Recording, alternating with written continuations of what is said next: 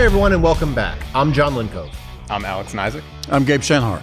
And today's episode, we're going to talk about a PHEV, as Gabe puts it, the Mitsubishi Outlander plug-in hybrid, plug-in electric vehicle, PHEV, get it? Haha. We rented one from Mitsubishi, a 2023 Outlander PHEV, SEL, SAWC, so it's got all the acronyms available, most consonants, some vowels. Anyway, this 2.4 liter four-cylinder has a one-speed transmission, which is kind of unique for a plug-in, for plug-in hybrid. Right. The Mitsubishi plug-in hybrid line starts under $40,000, just under. But we rented a $45,445 version plus $4,000 in options, and with destination, it's almost $51,000. Expensive. It's an expensive vehicle, but it's actually Pretty snazzy. it's a pretty snazzy looking vehicle. Yeah. Stands out a little bit. Yeah, the interior particularly stands out because you don't really see a lot of Mitsubishis out there too. Good point. It's a Rogue-based SUV. So the basics of this is that when Nissan redesigned the Rogue, Mitsubishi basically took that and made it their own. Ran with it a little bit. And ran with it a lot. Right. And it scored well in our test. The regular one that we tested, not top of the category, but it scored well. It's a nice little SUV. Yeah, it is. It is. It's got a lot of the goodness of the Rogue in it. Except for maybe the ride. But we'll get Exactly. But as a PHEV, it's kind of unique, right, Gabe? Yeah. So Mitsubishi, the Outlander, they used to have a plug-in hybrid even before in the previous generation. It was pretty. It wasn't very popular here, but around the world in other markets where people get a lot of breaks for driving a plug-in hybrid, it was quite popular. Yeah, Like tax breaks and stuff. Yeah, exactly. Like cities in Europe where you can't enter the city if you're not some kind of a plug-in something. So anyway, this is the current generation of the plug-in hybrid, or PHEV as I like to call it. Trademarked. And in the industry they call it P-HEV, but anyway, it's a pretty nice driving vehicle when you're in the electric mode of it. It has a range of 38 miles as claimed by Mitsubishi. And then it reverts to regular hybrid operation and it gives you 400 miles plus of total range. Plug-in hybrid is a technology that a lot of people just don't understand, and some manufacturers completely gave up on making plug-in hybrids. Sure. Like General Motors says, we're not going to make plug-in hybrids anymore. Like people don't understand them, and people don't get them, and people don't buy them, and we don't make any money on them. So it's a transitional technology, something between a regular hybrid and a total EV. But if you're somebody who has a short commute and you can benefit from frequently plugging in, then you'll benefit from driving it most of the time on electric power, and that's great. And then occasionally when you have a long interstate trip, you don't have to be bothered with finding charging on the road and having any kind of range anxiety. So then you fill it up like a regular car. There are some out there. I mean, we've got the Primes. You have the Toyota RAV4 Prime.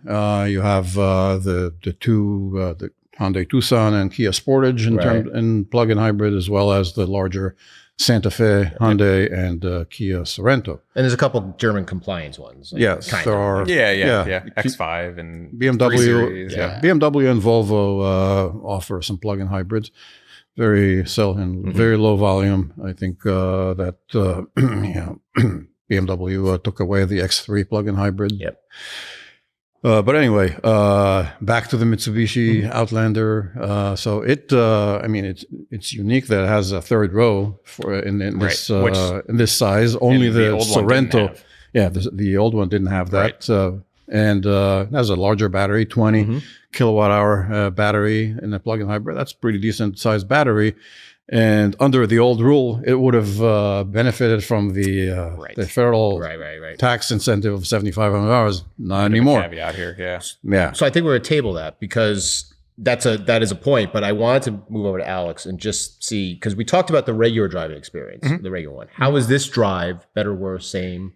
and ride quality. Yeah, sure. So it's ignoring the hybrid aspect real quick, just as far as driving the Outlander, it drives pretty similar to the one that we tested, the regular non-hybrid version. And there are good things and bad things about it. It's pretty responsive for a little, kind of compact crossover. It's got this very responsive steering, and that's a good thing and a bad thing. It's fun kind of around town, but on the highway, it's a little darty, right? It's a little almost hard to keep it in a straight line, or it takes some effort to do that. This one's the same way. And I think the 20-inch wheels kind of play into that with the low profile tires a little bit. Also plays into the ride quality. That was probably the biggest negative of the one that we tested. And it just crashes over bumps. It's uncomfortable. Just doesn't take that edge off at all. And this one is better because it weighs 920 pounds more, which is a lot. Yeah. But it still kind of has that somewhat harsh ride quality in terms of hitting bumps and things like that. So that's the driving experience. But as far as the hybrid system, honestly, it works pretty well. I was a little not skeptical, but very curious going into it, just because it is pretty unique with that kind of single speed. I mean, there's a clutch in there, but it is a single speed gearbox, if you will, right? And then these kind of larger electric motors than you typically have in a hybrid. But ultimately it works pretty well, and it's kind of seamless. The electric power is good. There's a good amount of it. So when you have that battery charged up, it does kind of feel like you're driving an EV in a lot of ways. I mean, if you really mat the pedal and put it all the way down, yes, the engine's going to come on and you're going to hear that, you're going to feel that. But if you're just driving it normally and you have the battery charged, honestly, there's a good amount of power there, and it does well. Now, as the battery runs down, and I made sure to drive it until the battery was depleted, see how it operates just as a kind of regular hybrid. And what makes this unique is it's kind of like Honda's system, where it's constantly moving in and out of what they call series and parallel hybrids. So basically it's how the engine is interacting with the motors, whether it's giving power directly to the wheels or just powering the generator to power the motors, right?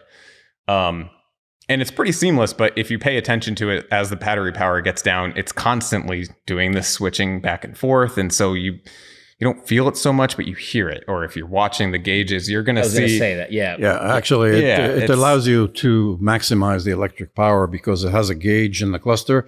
So that ties into the amount of throttle you want to give it. So you can kind of keep it in electric power for pretty easily without some plug-in hybrids. As soon as you're over about 40% throttle, they'll fire up the ICE, the internal combustion engine, which you can't then almost get off. It's hard to get it out of that mode.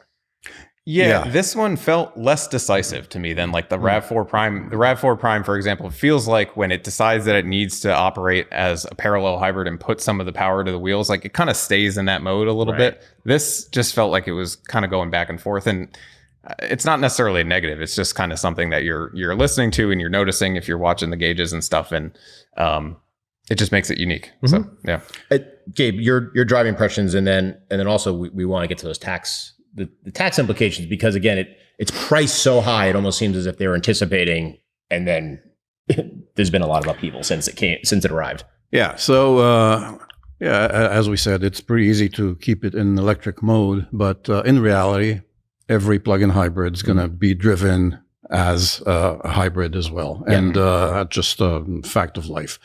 And when you look at the EPA estimate for it in charge sustaining mode, meaning the hybrid mode, it gets 26 miles per gallon overall, and that's and the regular hybrid that we tested got 25 miles per gallon. So you're asking yourself, okay, where's the gain? I'm like carrying this extra 900 pounds here. I paid $15,000 more for this car, and so what am I gaining? So when you compare it to another plug-in hybrid like the RAV4 Prime, then 35 miles per gallon when it's in hybrid mode. So as much as I appreciate the kind of experience that it gives you, it feels like you're driving an actual EV when you're in electric mode. Bottom line is that in hybrid mode, it's not as competitive as some other plug-in hybrids. And maybe it's because it has a one-speed direct drive like an EV rather than some sort of an automatic like the RAV4 has the ECVT, and the Koreans have a 6-speed dual clutch transmission. So maybe it's it can't be that efficient because you don't have a 6 ratio or the advantage of the ECVT, the 2-motor system that Toyota uses in their hybrid. So there's a limitation here. And, and Mitsubishi pretty much carried over the system from the previous generation. Right. It's an update, They're going to reinvent it. So that's that's a big caveat here. Yeah. So, I mean, the other issue, and you touched on it with the pricing, is that you get a $50,000 vehicle, and if it had a $4,500 or $7,500 tax credit, not a rebate, to make sure everyone remembers that, it would soften the blow, especially if you're leasing it. Yeah, it would just lower the amount that you're going to be leasing. But now it doesn't qualify, correct? Yeah, it's made in Japan. Also, the battery sourcing matters, right? And so, right now it doesn't qualify. And the vehicle development timelines, it was already in the works before. Certainly. Things changed, and they're still changing. So we'll see what happens. But it's definitely a caveat. And on the fuel economy thing, real quick. I was surprised to see that 26. I mean, it seems almost like they tested it wrong. And I'm not making that assumption, but sure. You see that and you're like, how can that be compared to some of the competitors like the RAV4 you mentioned? But I did drive it quite a while in hybrid only mode. And honestly, my default driving behavior is pretty laid back. So I wasn't driving that hard. And I saw, this is anecdotal, but I saw 25. Yeah. And I doing some research around and seeing other Outlander P-HEV or PHEV owners' experiences with the previous gen, they seem to think that was underrated. They were getting in the 30s. So, this is only one experience and things have changed. This vehicle's heavier than the old one. So this is heavy. Yeah. Yeah. So we'll see, but definitely a surprise there. I found it, I mean, I mirrored your driving experiences. One thing I found super strange was the way the brake pedal operated when you would put it in a 1-pedal mode. And there's a button on the dash and you put in there and then, it'll just basically, you steer it, you brake with the throttle. You lift off the throttle and it'll decelerate. And I think it's like the Mercedes EQS does the same thing. Yeah, yep. The brake, when you're slowing, the brake pedal will travel away from you. So if you're just expecting to move to the pedal, on the same plane as the throttle, right? It's scary for the first time, and it's a disconcerting feeling. It is. Is there enough brake? Yeah, that's the first thought that goes through your mind. So that's a weird thing that we see sometimes. Speaking of other buttons on the console, there's another button to save the EV portion for later. Right. Ford calls it EV later. And that is very useful in case you're driving on the highway, you want to use the gas, and then you want to, maybe you get to a city situation, you want to preserve your electric juice for driving silently and economically in a city situation. There's a lot of drive modes, actually. There's the knob, there's the 1-pedal, there's the EV functions. So there's actually a lot going on there. So maybe to bring it back to the kind of the segment, if you will, you were talking the point that people sometimes don't get it, but it seems as if hybrids are a really great transition to the electric world that we're going to, electrify, et cetera, whatever the words are, the buzzwords. The plug-in seems it's an even better, in theory, an even better, though it's a lot of extra weight and a lot of extra complexity. Do either of you think we're going to see more? We're not going to. I mean, there's so many fits and starts right now you hear about, as well as just startups that are not really hitting what they announce. I think the market will determine where we're going. Is it chicken egg though? The market, if there's not enough eggs out there, no. There's not enough eggs right now. Anyway, there are a lot of people that are just indicating that they're ready to go full BEV, battery electric vehicle, pure EV, and so skipping the plug-in hybrid situation. But I think. The plug-in hybrid is going to stay with us for a while because of all kinds of regulations around the world and the kind of credit that they get. For instance, the European cities are very powerful in terms of certain regulations. So I think we're going to see that. Plus, what's happening in California, then plug-in hybrids are considered. EVs, plug-in cars. So a Jeep Grand Cherokee that gets 20 miles per gallon. If it's a plug-in hybrid, then it gets a break. Yeah, Good to Right. go. Yeah. exactly. Yeah. As opposed to a regular car that gets 32 miles per gallon all the time, every day. Right. Very true. Very true. Yeah, well, I think you said it. In theory, it makes sense. And for those longer trips, if you do them occasionally, you have that gas reserve Right. in a sense, right? And I mean, to do that one trip and to carry around the 920 pounds or 800 plus in the case of a RAV4 Prime, that's hardly any better.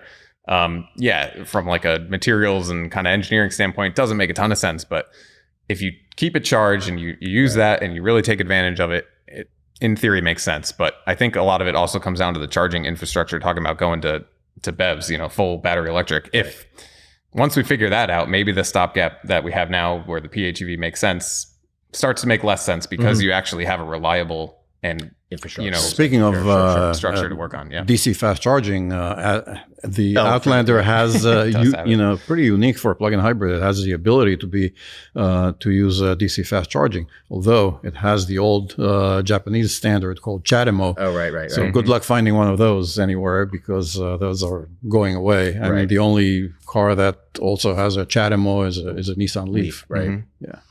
I like the idea of the plugins just in every time I drive a hybrid and I try so hard to keep it in electric mode and it's driving with a Fabergé egg underneath the throttle, it's just like, and then it kicks in, and then the engine kicks in, and you're like, You don't have that here. You don't have that here. Right. And you can drive and do all of your errands. I mean, I could pick the kids up and do this and go around and just be on electricity and I could plug it in. Now, granted, our rates are insane all of a sudden, but it's still, the plugins for me make sense in that respect of, I don't have to worry about, and we're going to hear about this, what do I do with a distance or what do I do with charging down the road, going on a long trip. So I do like them, but I don't like them in a sense of a compliance where like we just barely get the credit. Right. That's And it's just from like a behavioral standpoint, since you don't have to plug it in, you can get by not plugging it in. Like your incentive to do so is less, right? So like you really have to be kind of,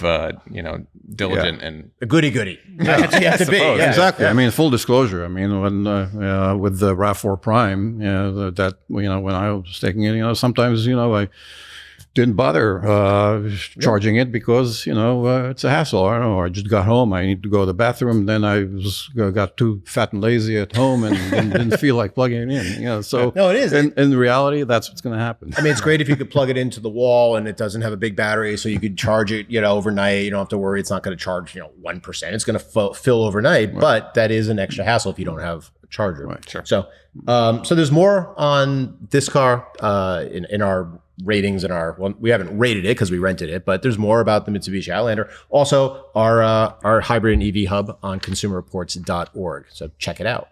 So now we're going to move to the question and answer part of our show. As always, send us your questions, definitely video questions. Send us your text questions, talkingcars@icloud.com.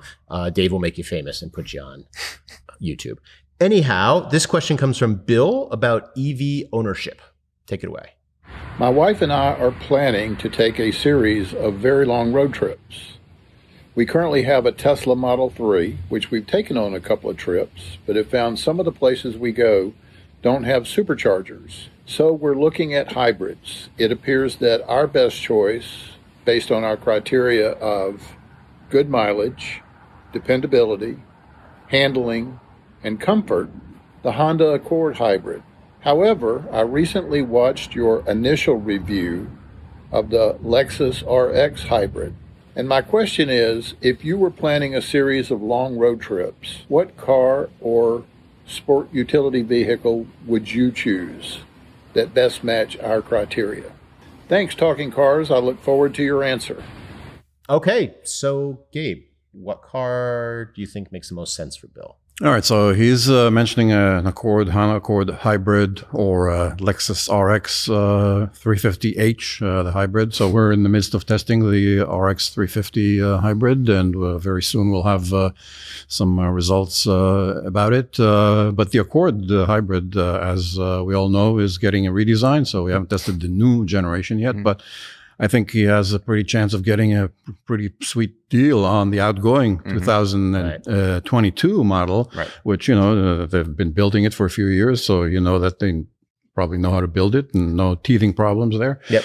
And it did well in our test. It did well in our test. Got an amazing 47 mpg overall, same as the Toyota Camry hybrid. And the added bonus here, you're getting that kind of gas mileage, but also 600 miles of range, which is, you can't beat that on a long interstate trip. That's like a diesel SUV back in the day. Yeah, so that's quite a good solution for him if he wants a sedan. So you'll get, if that's not enough luxury for him, then look at the Lexus ES 300H. That hybrid gets 42 miles per gallon. Yep. And but if you want an SUV, then wait for our results on RX 350 hybrid, and we'll talk again when we're ready. So what are you going to say though? I'm going to put you on the spot. What car do you say? One car. I think the first choice would be to look at either the Toyota Camry hybrid or the Accord hybrid, the outgoing generation. Okay. Mm-hmm. All right. So we kind of know what you. I got other things. All right. Queued up. We're good. Okay. But I'm glad you said that about the model year change for the Accord hybrid, because again, we haven't tested the new one yet, but at least looking at the EPA data, the old one or older 2022 outgoing one has a better rating for highway MPGs, which is usually a little less than a hybrid, right, compared to the city. But if you're doing a lot of the highway drives, you might actually want the older one. I don't know. We'll see when we test ours. But anyway, so beyond that, I like that you're considering sedans. Most people don't do that. So that's why I also thought about the Lexus ES. Just, it's a little bit nicer than the Accord, a little bit bigger. If you're really doing long road trips, I imagine you're carrying stuff. Mm-hmm. So it might be a little bigger and better for that. But the other thing I had ready was, as kind of a counter to the Lexus RX hybrid, is maybe the Santa Fe hybrid. It gets good gas mileage as well. It's certainly cheaper than the Lexus. And it's kind of this, it's a little larger in its category, and it doesn't have the third row that like its sister vehicle, the Sorento, has. So again, going back to the idea, you're probably carrying a lot of stuff. So maybe an SUV is better for that type of thing. So only 2 rows, and you can fit a lot of stuff in it. So that's my suggestion. And 30 miles per gallon overall. Yep. So I was happy he was looking at the RX, because the NX hybrid, I think, I'm disappointed with that, first of all. And I know it's not anything you mentioned, but small fuel tank and small range. Like I've driven not the best highway cruising not the great vehicle. highway cruising vehicle. So the RX, it's also tight inside. And it very snug. Yeah, it might be a little narrow for him. Yeah. He's got the Model 3, which is a little ovoid. So I was thinking maybe he should look at, once we're done testing it, the Toyota Crown. Oh, interesting. Definitely a little polarizing look. Yeah. Brand new. Not the turbo version, but I want to see what happens with it. But it's an option out there. Maybe that would be, it kind of blends that that sedan look with a little raised SUV. Easier to get in and out. A little easier to get in and out, but it's roomy. Yes, there are some oddities where like you can't open the trunk. The trunk you release, but it doesn't pop up, like which you would get as a tailgate. Same as the Model 3. He's used to it. Fair enough. And it probably is easier to get in, into the trunk. So that would be an option. Yeah, that's a cool idea. And it is weird. Like it's a first year, but it's Toyota. It's the same platform that they've used on a bunch of others. And the carryover powertrain from other things. So new body. But I would risk that first year, except maybe the information, the infotainment system might be buggy or something like that. But so we'll be testing that later. And that's a reason for him to come back to the website. All right, there you go. So that's going to do it for this episode. As always, send us your questions, talkingcars@icloud.com. Episode was produced by Dave Abrams and edited and shot by Andrew Belize and Anatoly Shumsky. As always, thanks for watching, and we'll see you next episode.